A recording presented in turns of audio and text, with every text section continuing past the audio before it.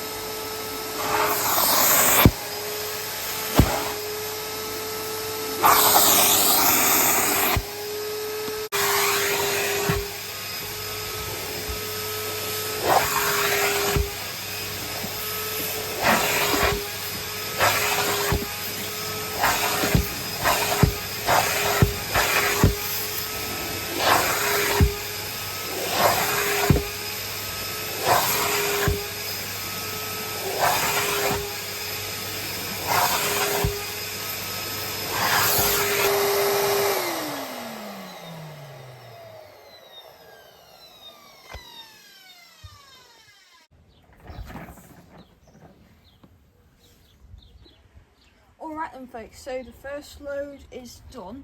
Well, I've done the white section of the carpet. Let's have a look at the results. So take it off. Bit of water's leaked through, but not too bad overall. And well, it's a bit ringing, isn't it? Hang on a minute. Oh, that's come from my carpet. So that's a mixture of mud, grease, polish, just general dirty stuff. I'm actually glad I've done it because, yeah, because that's come out really. You still see some of the stubborn stains, but obviously it's brought out quite a lot.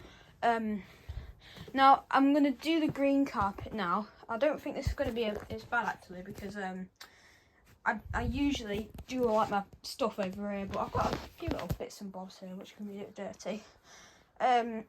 Most notably, I spilt the polish here actually, so we'll see if it can get rid of that. So yeah, let's do that now.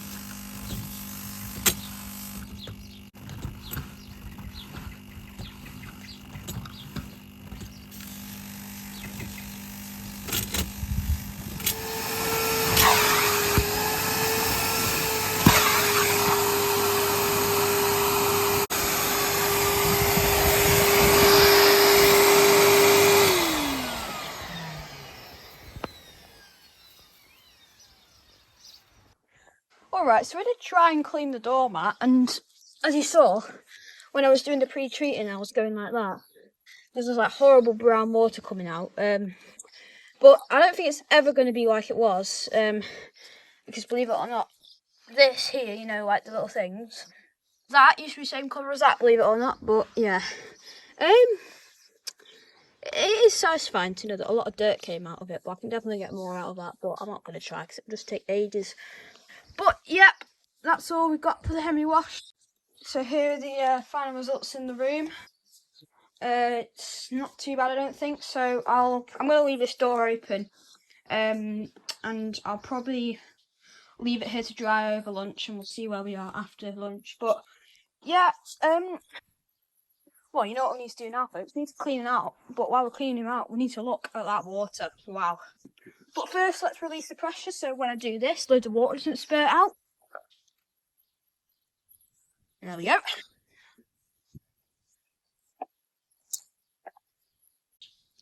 Now we can also twist off the hose. So, ooh, that's quite dirty. And what it looks like in there. Woo! So, let's take him off. So, we'll take off the lid.